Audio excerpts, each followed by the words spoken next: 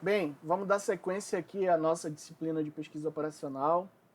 Eu sou o professor Alisson e através dela eu vou estar trazendo aqui para vocês a resolução da primeira questão do exercício deixado em sala de aula na última aula, da seção 1.2 e 1.3. Eu vou tentar resolver para vocês de forma passo a passo para que a gente não tenha muita dúvida com relação à questão da construção de modelos matemáticos em pesquisa operacional. Tudo bem? Se houver dúvidas, podem ficar à vontade para mandar mensagem no AVA. Eu vou estar disponível para estar tirando e resolvendo essas questões. Tudo bem? Lembrando, as nossas aulas continuam de forma virtual e eu peço que os senhores acessem as próximas videoaulas e resolvam os exercícios a qual eu estou deixando para vocês. Vamos manter o foco, gente. Estamos de quarentena, mas os estudos não pararam. Ok? Bom, a primeira questão do exercício de construção de modelos em pesquisa operacional fala o seguinte: uma madeireira deseja obter 1.200 kg de lenha, 2.500 kg de madeira para móveis e 80 metros quadrados de casca de árvore, dispondo de árvores de cedro e angelim. Gente, lembra, a primeira coisa que a gente tem que fazer é identificar todos os dados que o problema fornece para a gente. Então a gente já precisa anotando isso daí, porque a gente vai montar uma tabela com esses dados. Bora continuar. Sendo que o cedro gera 60 kg de lenha, 250 kg de madeira e 5 metros quadrados de casca de árvore aproveitável. O angelim gera 150 kg de lenha, 80 kg de madeira e 10 metros quadrados de casca aproveitável. Precisamos minimizar os custos, sabendo que o cedro custa 1.800 para a empresa e cada angelim custa 1.400. Olha bem, gente, aqui a gente já consegue identificar as nossas variáveis. A nossa variável principal, o que está mudando em relação à quantidade de algo ou alguma coisa? É o nosso cedro e angelim, né?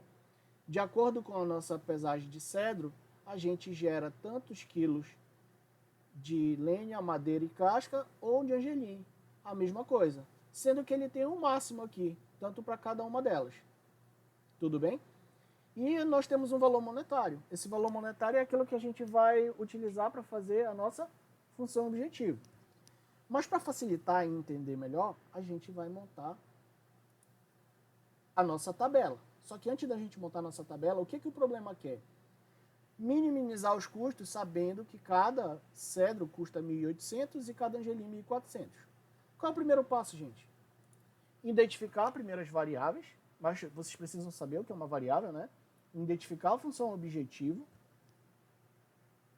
identificar as restrições, saber o que é uma restrição, para poder buscar minimizar esse problema. Bora lá. O que é a minha variável? É algo que irá variar em função de alguma situação. Geralmente a gente chama de x, y e z. Nesse caso, as nossas variáveis aí no problema é o cedro e o angelim. É ele que está variando de acordo com a situação. Se eu colocar o cedro, ele vai gerar uma quantidade de lenha, madeira e casca. Se eu colocar o angelim, a mesma situação. Nesse caso, nós vamos ter duas variáveis, x e y, cedro e angelim. Seguindo, a gente tem a nossa função objetivo. Como é que a gente descobre a nossa função objetivo? Já temos nossas variáveis. As nossas variáveis é cedro e angelim. A gente vai pegar o nosso x e y e vai multiplicar pela uma variável monetária. Olha lá embaixo. Precisamos minimizar sabendo que o cedro custa R$ 1.800. Olha a nossa variável monetária aí. Então a gente vai pegar a nossa função objetivo, se é minimizar ou maximizar, tá? Aumentar ou diminuir, e vai multiplicar por esse valor monetário, que geralmente é multiplicado pelo valor monetário. Beleza? Vamos dar seguimento. Por último, a gente vai montar nossas restrições. O que são as nossas restrições?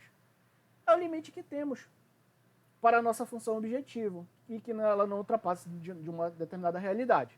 Lembra que pesquisa operacional é criar problemas matemáticos que sejam semelhantes à nossa realidade e que vai gerar uma solução ótima. Ou seja, o nosso gestor vai ter uma base para tomar uma decisão melhor. Então, a nossa restrição vem justamente para colocar os limites e não deixar que ele tome não tome uma decisão que seja fora da realidade. Ok? Vamos lá começar pelo passo a passo. Primeiro passo, montar a tabela com os dados identificados no problema. Nós já sabemos qual é a nossa variável, Cedro e Angelim. Então, vamos montar aqui a nossa variável Cedro, chamando ela de X, e o Angelim chamando ela de Y. Lenha, madeira e casca é uma variável também, mas ela muda em relação às nossas variáveis principais. Então, a gente já sabe que aqui é a nossa variável principal, da nossa função objetivo, e aqui a gente já sabe que isso vai ser uma variável de restrição. Ok? Bora montar os nossos dados com base no Cedro, o nosso X. Ele gera 60 kg de lenha, 250 kg de madeira e 50 metros quadrados de casca. Ok. Esses dados todos estão aqui no problema, tá, gente? Vamos lá agora para o nosso angelinho, nosso Y. Ele gera 150 kg de lenha, 80 kg de madeira e 10 metros quadrados de casca aproveitável. Olha aqui no problema. Não esqueçam que nós estamos pegando esses dados todos no problema para montar a nossa tabela. Tudo isso com o mínimo de... Olha lá no início, uma madeireira deseja obter 1.200 kg de lenha. É o mínimo que ela quer com todo esse cedro que ela tem disponível. Com todo esse angelim. 2.500 kg de madeira e 800 metros quadrados de casca aproveitável. Só que isso tem um valor para a minha empresa. Qual é o valor? O valor do cedro é 1.800 e o valor do angelim 1.400. De posse desses dados e dessa tabela aqui, tão importante, que eu gostaria que vocês não perdessem ela de foco, porque vai ser a nossa base para a montagem da nossa função objetiva e das nossas restrições. Nós vamos dar sequência criando primeiro a nossa função objetivo. Primeiro passo, montou a tabela. Agora vamos para o segundo passo, montar a função objetivo. Lembra que o Z aqui ele é opcional, você pode colocar qualquer letra. Tá? A, B, C, D, E, F, qualquer uma. O Z do mínimo, por que o mínimo? Porque ele quer minimizar. Lembra que a nossa função objetiva é a nossa variável multiplicada por um valor monetário? Qual é a nossa variável X? É o nosso cedro. O nosso cedro vale 1.800, então 1.800 que multiplica X. Mais ou menos, gente. Mais, sempre mais. 1.400, que é o nosso angelim, que multiplica a nossa variável angelim. Qual é a nossa variável angelim? 1.400. Então, nós temos a nossa função objetivo. 1.800 multiplicado por x, mais, sempre mais, multiplicado por 1.400, que multiplica y. Eis a nossa função objetivo. Ok, segundo passo montado. Agora, nós vamos para nossas restrições. Só que as restrições são montadas em cima da nossa função objetivo. A função objetiva ela vai estar sujeita a algumas restrições. Quais são essas restrições? A gente viu lá em cima, na montagem da tabela, que as nossas restrições vão estar formuladas com base na lenha, na madeira e na casca. Então vamos lá. Nossa primeira restrição, ou seja, nossa restrição de lenha. Nós vamos buscar a lenha, o que ela tem de limite para ser gerado, né? Ele quer o mínimo de 1.200 kg para esse tanto aqui de cedro e de angelim. Beleza. A nossa primeira restrição, então, vai ser cedro 60 de lenha que multiplica x, mais ou menos, gente, sempre mais. 150 que multiplica o nosso y, que é o nosso angelim. Ele quer um mínimo de 1.200. Então, eu vou colocar o sinal maior igual ou menor igual. Se ele quer um mínimo, eu tenho que buscar o máximo de maior ou igual a 1.200. Então, maior ou igual a 1.200. Montei a minha primeira restrição. Certo? Vamos montar a nossa segunda, baseado em quem? Madeira. Vamos pegar todos os valores da madeira e criar a nossa segunda restrição. 250 que vai multiplicar x, mais, sempre mais.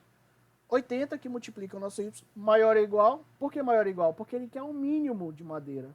Então, o mínimo baseado em 2.500 quilos. Maior ou igual a 2.500. Ok, montamos a nossa segunda restrição. Vamos para a nossa terceira restrição agora. Casca. Casca aproveitável. Ele te deu os dados, nós já tínhamos montado na nossa tabela. Vamos lá. 5 que multiplica x, mais, sempre mais, 10 que multiplica y, que é o nosso angelinho. Maior ou igual a 80, que é o mínimo que ele quer gerado através desses valores monetários que a gente botou lá na nossa função objetivo. Ok? Nosso terceiro passo, então, montar nossas restrições. Montamos cada restrição. Agora nós vamos para o quarto passo. Montar a nossa programação. Nossa programação é a nossa função objetivo, que nós já montamos lá no início, junto com as nossas restrições. Nossa restrição número 1, que é a nossa restrição de lenha. Nossa restrição número 2, que é a nossa restrição de madeira. E nossa restrição número 3, que é a nossa restrição de casca. Ok. Isso é a nossa programação linear. Agora, de fato, nós vamos montar a nossa restrição de não negatividade. Lembrando, ela nunca pode faltar. Ou seja, os números x e y não podem ser menor ou igual a zero. A gente não pode ter aquela situação de menos 10 casca de árvores, menos 10 madeira, menos 1/4 de casca, menos 1/4 de lenha. Ou seja, esse valor de x e y sempre vai ter que ser maior ou igual a zero, para não dar um número negativo. Então, terminando de montar a nossa programação, não esqueçam de colocar a nossa restrição de não negatividade. Lembrando que isso aqui é programação linear. Para a gente dar a resposta final do nosso problema, nós precisamos fazer o quê? Montar a nossa modelagem, que é nada mais, nada menos do que o nosso sujeito A. Colocar o nosso sujeito A antes da programação. Agora sim, nós temos a nossa modelagem matemática baseada em uma realidade dada pelo problema. Bom, gente, eu espero que vocês tenham compreendido. Eu tentei colocar da melhor forma, de um passo a passo para a resolução dessa questão. As demais questões seguem o mesmo ritmo de pensamento, tudo bem? Se as dúvidas permanecerem, estou à disposição e agradeço a atenção dos senhores em estarem com a gente aqui, acompanhando essa videoaula. No mais, eu agradeço, né, a participação e estarei às ordens. Muito obrigado e até a próxima.